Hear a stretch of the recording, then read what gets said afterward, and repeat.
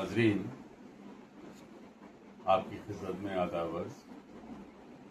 आज ईद है और जंग के माहौल में और बमों के साए में लोगों ने नमाजें अदा की, लेकिन हम ये भी देख रहे हैं कि अमेरिका की धमकियों और इजराइल की धमकियों के बावजूद और जो अरब ममालिक हैं उनकी जो शैली है जिसमें वो न्यूट्रल बने हुए हैं, इसके बाद भी हम ये देख रहे हैं कि ईरान ना तो दब रहा है और ना झुक रहा है, और धीरे धीरे वो लोग जो ईरान की मुखालफत किया करते थे, कभी शिया सुन्नी के आधार पर तो कभी किसी और मुद्दे पर लेकर, वो भी एकजुट हो रहे हैं अमेरिका के खिलाफ बिलखुसूस, और इजराइल के खिलाफ तो नफरत आमेज हमेशा से ही ज़हनियत मुसलमानों की रही है, और उसकी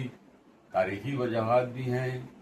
हमारी धार्मिक जो आस्थाएं हैं उन पर भी हम मबनी हैं, और हम ये भी देख रहे हैं कि जो कुछ दुनिया में हो रहा है उससे कभी कभी ऐसा लग रहा है कि शायद क़यामत जो है वो आने वाली है, क्योंकि जो निशानियां बताई गई हैं उसमें ये भी है कि 7-8 साल का वक्फा होगा जिसमें इमाम का ज़हूर होगा, और उसके बाद दुनिया में अमन शांति के बाद हमारा सबका अपने अपने कर्मों के हिसाब से मैदान हश्र में हिसाब होगा। इन सभी मुद्दों पर बातचीत करने के लिए आज हमारे बीच में ऑल इंडिया सुन्नी उलमा काउंसिल के लीडर और उसके जनरल सेक्रेटरी हाजी मोहम्मद सलीस साहब तशरीफ़ फरमा हैं। मैं उनका तमाम नाज़रीन की तरफ से और अपनी तरफ से इस्तकबाल करता हूं, और हाजी जी से मैं जानना चाहूँगा कि उनका क्या कहना है इस पूरे जंगी माहौल पे, और आज जिस तरीके से मुसलमानों ने ईद को सादगी से मनाया, कहीं विरोध प्रदर्शन नहीं हुआ, लेकिन ये बात ज़रूर जाहिर की मुसलमानों ने कि इबादत का एक जुज़ है और ईद और उसको मनाना बहुत ज़रूरी है। उसको ये बात जो कुछ भी हो वो बहुत सादगी से हो, इसीलिए मेले ठेले की रौनक नहीं है। आप इन सब बातों से कितना इत्तेफाक रखते हैं और आपका इस सिलसिले में क्या कहना है? बिस्मिल्लाहिर्रहमानिर्रहीम। कुंतुम खैर उम्मतिन उखरिजत लिन्नास तामरूना बिल मारूफ व तनहूना अनिल मुनकर व तु'मिनूना बिल्लाह। सुबहानल्लाह मौलाना अज़ीम। मोहतरम नाज़रीन, क्योंकि अल्लाह तबारक व तआला ने हमें नबी आखिर ज़मा की उम्मत में पैदा फरमाया, अब क़यामत तक कोई नबी या रसूल नहीं आएगा, तो भटकी हुई इंसानियत को राह रास्त पर लाने के लिए ये जिम्मेदारी इस उम्मत को सौंपी गई। बदकिस्मती से अरब की उस सरजमीन जहाँ से ये इनकलाब दुनिया में बर्पा किया गया, जिसे जनाब मोहम्मद रसूलुल्लाह सल्लल्लाहु अलैहि वसल्लम ने आज से 1400 साल पहले बर्पा किया था, आज उस सरजमीन पर कुछ नाकिस और नालायक किस्म के लोगों का इक़्तिदार है, जिन्होंने इस्लाम की उस असास को, जो जिस मकसद के लिए दीन इस्लाम दुनिया में आया था कि इंसानों को मसावात के साथ अदल और अमन और इंसाफ मिल सके, लेकिन आज अपनी शहंशाहियत और बादशाहियत को बचाने के लिए आज वो बातिल के साथ खड़े नज़र आ रहे हैं। लिहाजा दुनिया में अगर कोई ताकत उस बातिल से इस वक्त टकराने की हिम्मत और हौसला रखती है तो उसको हम सब सलाम करते हैं। हमारे यहाँ शिया सुन्नी देवबंदी बरेलवी फलाने ढिमाके ये सब पैदा किए हुए उन्हीं शातिर हैं सियासतदानों के फितने हैं कि जिन्होंने इस्लाम जो एक इकाई था, एक अल्लाह एक रसूल एक किताब पर ईमान रखने वाली कौम मुख्तलिफ खानों में बांट दी गई है, आज उसी को एक करने का प्रयास जो ईरान की सरकार कर रही है, उसके लिए मैं ईरान को मुबारकबाद देता हूँ। भले वो फ़िक्र जाफरिया के तहत अपने नुकात को चला रहे हों, लेकिन है तो वो फ़िक्र जाफरिया भी जनाब मोहम्मद रसूलुल्लाह सल्लल्लाहु अलैहि वसल्लम के बताए हुए तरीके के मुताबिक फ़िक्र जाफरिया भी उसी कुरान की रोशनी में परवान चढ़ी है जिस कुरान की रोशनी में इस्लाम परवान चढ़ा था। तो आज ये कोई मुद्दा ही नहीं रहा शिया सुन्नी और देवबंदी का। आज असल मानों में हमारे सामने है जालिम और मजलूम। दुनिया में दो ही गिरोह हैं, ایک حزب اللہ کا ایک حزب الشیطان کا. تو حزب الشیطان کے گروہ کو آج سبق سکھانے کے لیے اللہ کی طرف سے انتخاب کیا گیا ہے ایران کا. لہذا وہ آزمائشوں کے دور سے گزرنے کے بعد انشاءاللہ فتح اور نصرت ان کے قدم چومے گی اور وہ اس دنیا میں عدل اور انصاف قائم کریں گے. اور ضرورت تو اس بات کی ہے کہ حرمین شریفین کے خدام بنے بیٹھے ہوئے وہ لوگ، وہ عیاش لوگ جنہوں نے حرمین شریفین کی کمائی سے شراب پینی شروع کر دی ہے، لہذا ان کو بے دخل کر کے ایک ایسی طاقت بننی چاہیے جس کا کنٹرول عالم اسلام کے ہاتھوں میں ہو، کسی ایک حکمراں یا بادشاہ کے ہاتھ میں نہ ہو. اور میں یہ امید کرتا ہوں کہ عنقریب، کیونکہ اب قیامت سے پہلے دنیا میں عدل امن اور انصاف قائم ہوگا، لیکن آزمائش کی بھٹی سے گزرنا ہوگا. اس آزمائش کی بھٹی سے مومنین گزر رہے ہیں. آنے والے کل میں وہ انشاءاللہ کامیابی کے ساتھ اس دنیا کو امن کا گہوارہ بنائیں گے اور اسلام کے اس مشن کو پورا کریں گے جس کی تکمیل کے لیے جناب محمد صلی اللہ علیہ وسلم اس دنیا میں تشریف لائے، اور جس کی ظلم کی مخالفت کی ابتدا میدان کربلا سے ہوئی تھی. اور امام عالی مقام نے قربانی دے کر یہ بتایا تو اس وقت انسانیت کو کہ دنیا میں یہ مت دیکھنا کہ تمہارے پاس نفری طاقت کتنی ہے، تمہارے پاس جنگی سامان ساز و سامان کتنا ہے، تم حق کے اوپر قائم رہتے ہوئے باطل سے ٹکرا جانا. فتح و نصرت تو اس کے ہاتھ میں ہے. اور میں یہ سمجھتا ہوں کہ جو لوگ آج تماشبین ہیں، جو لوگ آج یہ بیٹھے ہوئے گھروں پہ دیکھ رہے ہیں اور ملکوں کے حکمراں بنے بیٹھے ہوئے ہیں، تو جلتے گھر کو دیکھنے والوں، پھوس کا چھپر آپ کا ہے، آگ کے پیچھے تیز ہوا ہے، باقی مقدر آپ کا ہے. اس کے قتل پر میں بھی چپ تھا، میرا نمبر اب آیا، میرے قتل پہ تم بھی چپ ہو، اگلا نمبر آپ کا ہے. ہم اس دعا کے ساتھ کہ اللہ تبارک و تعالی ایران کے ان تمام مومنین بھائیوں کو فتح و نصرت سے ہمکنار کر کے دنیا میں عدل اور انصاف قائم کرنے والی قوم کے طور پہ برپا کرے، تاکہ دنیا سے ظلم کا خاتمہ، عدل اور انصاف ہو. امریکہ جیسے گنڈے، اسرائیل جیسے لفنگے پوری دنیا کو جو کیپچر کرنے کا خواب دیکھ رہے ہیں، ان کو ان کے انجام تک پہنچانے کے لیے انشاءاللہ تعالی ہو سکتا ہے اللہ نے ایران کا انتخاب کیا ہو. آج وہ اور وہاں کے باشندگان جس آزمائش کے دور سے گزر رہے ہیں، اللہ ان کو استقامت، حوصلہ اور حاجی جی آپ نے بہت ہی خوبصورت پیغام دیا، کربلا کا بھی ذکر آ گیا، حق کیا ہے یہ بھی آپ نے بیان کیا. لیکن میرا ایک سوال ہے آپ سے کہ ایران میں شروعات جو ہوئی وہ جنریشن زیڈ کے ذریعے ہوئی. جنریشن زیڈ سے مراد ہماری 1997 کے بعد پیدا ہوئی جو نسل ہے اس سے ہوتی ہے. اس نسل نے جو کچھ کیا بنگلہ دیش میں وہ آپ کے سامنے ہے. اس نسل نے ابھی نیپال میں بھی سطح میں پریورتن لانے میں کامیابی حاصل کی، اور ہندوستان میں بھی 97 کے بعد جو نسل آئی ہے وہ ہمارا اپنا ایسا ماننا ہے کہ وہ نہ تو ویسی دھرم نرپیکش ہے یا سیکولر ہے جیسے کہ ہوا کرتی تھی. اور ہندوستان میں بھی یہی جنریشن جو ہے ہمارے شانتی کے لیے، امن کے لیے خطرہ بن سکتی ہے آنے والے دنوں میں. وہ کسی بھی فرقے کی ہو سکتی ہے، میں اس بحث میں نہیں جانا چاہتا کہ کیا ہے. لیکن یہ جو 18 سال سے 35 سال کی عمر کے نوجوان ہیں یہ کیوں بگڑ رہے ہیں، اور یہ کیسے ان تمام عناصر کے بہکاوے میں آ جاتے ہیں جو وشو شانتی کے لیے خطرہ ہیں؟ دیکھیے، سب سے پہلی بات تو یہ ہے کہ میں نے جس آیت مبارکہ کی ابتدا میں تلاوت کی تھی، اس کی تفسیر تھوڑی سی اس کا مطلب یہی ہے کہ تم وہ بہترین جماعت ہو، تمہیں انسانوں کی بھلائی کے لیے برپا کیا گیا، جی تم مسلمانوں کی بھلائی کے لیے نہیں. کیونکہ تمام ہمارا یہ ایمان ہے کہ تمام مخلوق خدا کی بنائی ہوئی ہے، جس کے ہم فالوور ہیں، جس کے ہم امین ہیں. ہمارے پاس قرآن جیسی مقدس کتاب ہے جو امانت کے طور پہ دی گئی، اور قرآن ایک ضابطۂ حیات ہے. اللہ نے جب اس کائنات کی تخلیق کی تو انسان کس طرح سے زندگی گزارے ان کے ضابطے اور اصول بتائے. قرآن کے 3 چیپٹر ہیں. ایک چیپٹر تو یہ ہے کہ جس میں اللہ تبارک و تعالیٰ نے اپنی وحدانیت اور نبیوں کے مقام کا تذکرہ کیا. دوسرے چیپٹر میں اللہ تبارک و تعالیٰ نے ان قوموں کا ذکر کیا جنہوں نے اللہ کے احکامات سے روگردانی کی اور ان کی کس طرح سے تباہی و بربادی ہوئی. تیسرے چیپٹر میں اللہ تبارک و تعالیٰ نے انسانوں کو قیامت تک کے دوسرا چیپٹر ہے وہ کور کرتا ہے یہودیوں کو خاص طور سے بالخصوص؟ بالکل بالخصوص کیا وہ اسی مشن پر لگے ہوئے ہیں کہ کس طرح سے اس کو ڈیمیج کیا جائے، اسلام کے اس نظام کو. کیونکہ دنیا میں ایک گروہ ایسا پیدا ہوا جس نے نسلی طور پر اپنی برتری کو ثابت کرنے کے لیے باقی لوگوں کو داس اور غلام کے طور پر بنا کر ان کو اپنا سیوک ڈکلیئر کیا. یہی فساد کی جڑ ہے. اسی کو ختم کرنے کا کام اسلام نے کیا. اسی پیغام کو، کیونکہ باپ کے بعد بیٹے کی خلافت کی ہی مخالفت تو کربلا کے میدان سے شروع ہوئی تھی کہ تمہاری اس وجہ سے برتری نہیں ہو سکتی کہ تمہارا باپ خلیفہ تھا اور تم بھی اس کی جگہ پر آ جاؤ. یہی امام علی مقام کا پیغام تھا. لیکن ہم نے اس پیغام کو سمجھا نہیں. اس میں مسلمان مرید اسلام ہے کہ اس نے اس پیغام کو ان انسانوں تک نہیں پہنچایا. آج بھی جو 17 سے لے کے 35 سال کے لوگ بگڑے ہوئے ہیں، تو ان تک کیا ہم نے اسلام کے اس پیغام کو پہنچایا؟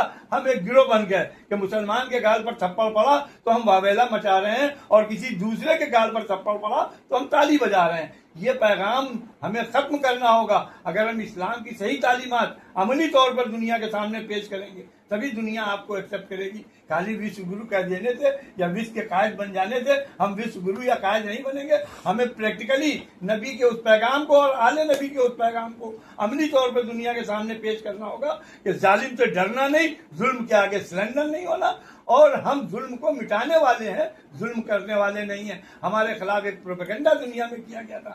آپ نے دیکھا ہوگا کہ آج سے 15 سال پہلے یہ تھا کہ اسلام آتنکوادیوں کا دھرم ہے، اسلام آتنک پھیلاتا ہے، مسلمان آتنکی ہے. لیکن آج دنیا نے دیکھ لیا کہ سب سے بڑے آتنکی کون ہیں؟ جو اسٹریٹ فائل میں بیٹھ کر معصوم بچیوں کے ریپ کرے، جو ان کے گوشت کو کھائے، جو ان کے ساتھ ظلم کرے. یہ ہے وہ مہذب دنیا کا چہرہ جو آج پوری دنیا کے سامنے ہے. اس کو ہمیں اسلام کی روشنی میں دنیا کے سامنے پیش کرنا ہوگا کہ یہ لوگ جو اقتدار میں بیٹھے ہیں یہ انسانیت دوست نہیں بلکہ انسانیت کے دشمن ہے. اور یہ پیغام ہمیں ان بچوں تک پہنچانا ہے جن کو صرف ایک خاص نظریے کی بنیاد پر نفرت سکھا کر کے انسانوں سے انسان کی دشمنی کرائی جا رہی ہے. ان کو بتانا دھرم نہیں ہے، دھرم کا ادیش ہے منشیہ اپنے بھاگ پر سنتشٹ ہو جائے، دوسرے کے ادھیکار کا رکشک بن جائے، اور مرتیو کے پشچات ایشور کی جواب دہی کا یقین پیدا ہو جائے. ایشور کی جواب دہی کا یقین ہی انسان کو ایکانت میں پاپ کرنے سے روکتا ہے. یہ بہت اچھی بات ہے آپ نے کہی، لیکن آپ نے ایک شبد کا استعمال کیا، وشو گرو. تو آپ تھوڑی وضاحت کر دیجئے کہ یہ دعویٰ کون کر رہا ہے وشو گرو ہونے کا، اور وہ جو وشو گرو ہیں وہ اس وقت خاموش بھی ہیں ہمارے حساب سے، اور نہ وہ کچھ کہہ رہے ہیں. تو یہ کس طریقے کی وشو گروائی ہے، اور کیسے ہم مان لیں کہ جو ایک وشو گرو ہونے کا دعویٰ کر رہا ہے شخص وہ کیا صحیح ہے؟ کہ ان کے دعوے ہی تو کھوکھلے ہیں. جو وشو گرو ہونے کا دعویٰ کر رہے ہیں، جو کہتے ہیں پورا وشو ہمارا کٹمب ہے اور کٹمب کے ایک فرقے کے اوپر ظلم و زیادتی ہو رہی ہے، وہاں معصوم بچوں کا قتل کیا جا رہا ہے، 80,000 لوگوں کو موت کی گھاٹ اتار دیا گیا، اور وہ وشو گرو اور وہ پورے وشو کو کٹمب کہنے والے خاموش تماشائی اور تالیاں بجا رہے ہیں ان کے قتل کرنے پر، اور ان سے جا کے گلبھیاں کر رہے ہیں. یہ کیسے وشو گرو ہو سکتے ہیں؟ گلبھیا تو وشو گرو کے ساتھ ساتھ کچھ گروائن ہیں، ان سے بھی کری ہیں. ہم نے دیکھا ایک آج سمٹ میں، اور اس میں خاص کر ایک ملک ہے اٹلی، وہاں کی جو ودیش منتری اور پردھان منتری آئی تھی تو ان سے بھی گلبھیا کی گئی. تو کیا یہ اچت ہے اس اب طریقے؟ یہ تو ہم آپ تو سمجھ رہے ہیں انوچت ہے. یہ پیغام جن جن تک کے پہنچنا چاہیے. انسانوں کو اس پر جاگروک کرنا ہوگا کہ دیکھیے کس طرح کے شبد کا کیا استعمال کیا جا رہا ہے، کہا کیا جا رہا ہے، عمل کیا ہے. آج اسٹین فائل میں ان کے نام آ رہے ہیں وشو گرو کے، تو کیوں نہیں اس پر خلاصہ کر رہے ہیں؟ راہل گاندھی پارلیمنٹ کے اندر اگر کوئی سوال اٹھا رہا ہے، کوئی مدعا اٹھا رہا ہے تو اس کو بحث بھی کرنے دی جا رہی ہے. آج پوری ہندوستان کا پوری دنیا دیکھ رہی ہے. تم ایک طرف کہتے تھے کہ لیکن ہمیں یہ بھی تو دیکھنا ہوگا کہ راہل گاندھی پر الزام کون لگا رہا ہے. وہ جو نشیڑی کہلا رہی ہے یا جس کی عریانیت کے چرچے ہر طرف دکھائی دیتے ہیں، اور جو فلموں میں بھی عریانیت اس نے دکھائی ہے، وہ آج سانسد بنی بیٹھی ہوئی ہے. اس کا روک تھام کا کیا ہے؟ ہمارے پاس کوئی علاج ہے یا یہ نہیں؟ روک تھام کا واحد طریقہ ہے کہ لوگوں کے اندر اویئرنیس، جاگروکتا پیدا کرنا، برائی اور بھلائی کی تمیز پیدا کرنا، لوگوں کو اپنی آستھاؤں سے اوپر اٹھ کر اصل آستھا کی اور بڑھنا ہوگا کہ اصل واقعی میں ہم آستھا کیوں رکھتے ہیں ایشور یا بھگوان یا خدا یا اللہ سے یا گاڈ سے. اس کے کچھ بتائے ہوئے نیم ہوں گے. اور وہ نیم ہو ہی نہیں سکتے ہیں جس میں انسان کو انسان کا داس بنایا جائے. اسلام اسی لیے دنیا میں آج ٹارگیٹ عرب ہے. اور عجم کی جو بات ہے وہ اب سب لوگوں نے دیکھیے مان لی ہے. اور میں تھوڑا سا آپ کے اظہار خیال چاہوں گا پاکستان کے بارے میں، کیونکہ وہاں پر جو بھکاریوں کی تعداد ہے وہ 4 کروڑ کے آس پاس پہنچ گئی ہے، جبکہ کل آبادی 23 کروڑ ہے. ہر چھٹا جو شخص ہے وہ غریب ہے. کراچی میں ایک انڈسٹری کا روپ لے لیا ہے بھکاری ادیوگ نے، اور وہاں پر تقریباً 2000 روپے روز جو ہے بھیک کے طور پہ مل جاتی ہے. تو لوگوں نے کام کرنا بھی چھوڑ دیا ہے. یہ کس طریقے کا نظام ہے؟ اور بالخصوص ہم یہ جاننا چاہیں گے کہ اس میں شہباز شریف جیسے جوکر، جن کو جوکر اس لیے کہنا ضروری ہے کیونکہ انہوں نے جب بھی UN میں گئے یا اور کہیں گئے تو انہوں نے حرکتیں ایسی کی لگے ہی نہیں کہ کوئی وزیر اعظم ہے. ان سے بہتر تو ہمیں کبھی کبھی نواز شریف لگتے ہیں. اور خاص کر میں جاننا چاہوں گا یہ جو جنرل عاصم منیر آئے ہیں ان کے بارے میں آپ کا کیا خیال ہے؟ یہ تو میرے حساب سے اس وقت سب سے بڑے اسلامی دشمن ثابت ہو رہے ہیں. دیکھیے، جن بنیادوں کے اوپر پاکستان کی تعمیر ہوئی تھی، پاکستان اپنی پیدائش سے آج تک ان بنیادوں پر نہیں جا سکا.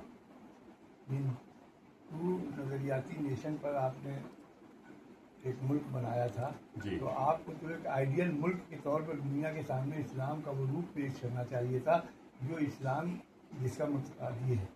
لیکن آپ نے وہ نہیں کیا، کیونکہ آپ نے اسی یورپی سسٹم اور امریکہ کی تلوے چاٹنے کی پالیسی پر عمل کیا اور پوری مسلم دنیا کے اندر ہندوستان کے خلاف صرف پرچار اور پرسار کرنے کا کام کیا.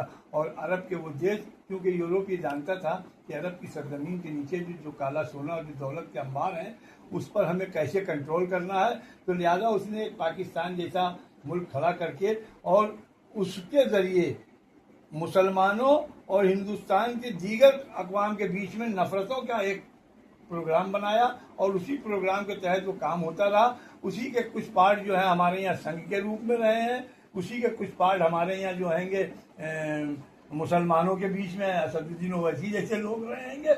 ایکچوئل میں ہم نے اسلام کی وہ تعلیم کو سامنے ہی نہیں لا کے رکھا، جبکہ وہ دولت پوری انسانیت کے لیے تھی. اگر وہاں تیل کے کنویں یا سونے کے پہاڑ نکل رہے تھے تو دنیا کے کن خطوں میں انسان بھوک مری اور مفلسی کی زندگی گزار رہا ہے، اس تک اگر ہم نے وہ دولت پہنچائی ہوتی تو پوری دنیا کا دین اسلام ہوتا. کیونکہ اسلام کا جو زکوٰۃ کا نظام ہے، ہم نے جب اس کو ترک کر دیا تو بھکاری تو بڑھیں گے ہی دنیا میں. زکوٰۃ کا اجتماعی نظم ہونا چاہیے. زکوٰۃ کا اجتماعی نظم کون قائم کرے گا؟ جو حکمراں ہوگا. پاکستان حکومت کو قائم کرنا چاہیے تھا. اسلام کے جو بھی 5 فرائض ہیں وہ انسانی فلاح بہبود کے لیے ہیں. ہم نے اس کو ایک رسم بنا دیا ہے. جس طرح حج تھا، 1400 سال پہلے اللہ کے رسول صلی اللہ علیہ وسلم نے ایک یونو قائم کیا تھا کہ اقوام عالم کا وہ خوشحال طبقہ ایک مرکز پہ جمع ہو اور پوری انسانیت کی فلاح کا ایک ایجنڈا بنائے اور اس کے امپلیمنٹیشن کے لیے پوری دنیا کے اندر فائل کر کے اس کو عام کرے. ہم نے کیا اس کو انجام دیا؟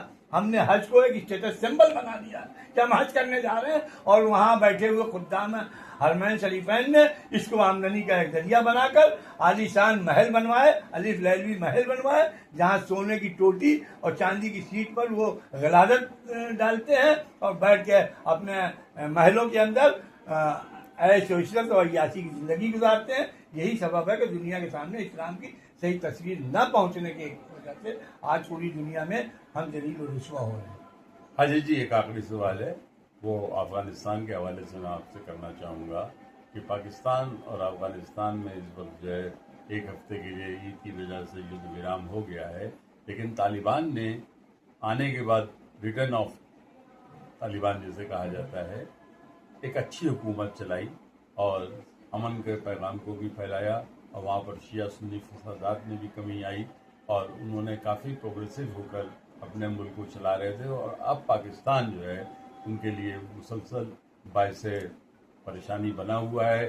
کبھی یہ کہہ کے کہ TTP کو آپ اپنی سرزمین کو استعمال کرنے دیتے ہیں، جبکہ خود پاکستان میں اتنے خطے ہیں جہاں پر کیا نام ہے غربت تو ہے ہی ہے اور آتنکواد کو پناہ دینے والوں کی بھی کمی نہیں ہے. تو یہ افغانستان کے ساتھ پاکستان کی پالیسی جو ہے اس کے بارے میں آپ کا کیا کہنا چاہو گا، اور اس کے لیے افغانستان کو کیا کرنا چاہیے، اور کیا بھارت کی بھی کوئی بھومکا اس میں ہو سکتی ہے؟ دیکھیے، افغانستان جن بنیادوں کو لے کر رشیا سے لڑا، پھر امریکہ سے لڑا، اور جن بنیادوں پر انہوں نے اپنے کو تعمیر کیا، وہ بنیادیں امریکہ کو پسند نہیں ہیں، اور پاکستان کے موجودہ حکمراں جو ہیں وہ امریکہ کے تلوے چاٹ رہے ہیں. لہٰذا جو اشارے ادھر سے ہو رہے ہیں اس کے مطابق اس مشن پہ بریک لگانے کا کام پاکستان کر رہا ہے. تو پاکستان اپنی نہیں بلکہ امریکہ کی پالیسیوں پہ عمل کر رہا ہے موجودہ پاکستان. اسی لیے پاکستان افغانستان سے الجھ گیا. پاکستان اگر ایک اچھا پڑوسی ہندوستان سے بن کر رہے تو پاکستان بھی ترقی کرے، ہندوستان بھی ترقی کرے، لیکن کیوں کہ ان کو اپنے مفادات، اپنے ذاتی مفاد وہاں پہ پورے کیے جا رہے ہیں، جس کے نتیجے میں آپ دیکھ رہے ہیں کہ دہشت گردی انہوں نے ہندوستان میں پیدا کرنے کی کوشش کی، لیکن اس کا شکار وہ خود ہو گئے، اور آج ان کے ہاتھ میں کٹورا ہے. اگر ان کو کچھ مسلم ملکوں سے بھیک نہ ملے تو ان کو روٹیوں کے لانے پڑتے ہیں. چلیے، بہت بہت شکریہ آپ کا، آپ نے وقت دیا ہمیں، اور حالت حاضرہ پر آپ کا تبصرہ میں اپنے ناظرین تک پہنچواؤں گا، اور سب سے اپیل بھی کرتا ہوں کہ وہ اس ویڈیو کو دیکھیں بھی، سبسکرائب بھی کریں اور شیئر بھی کریں.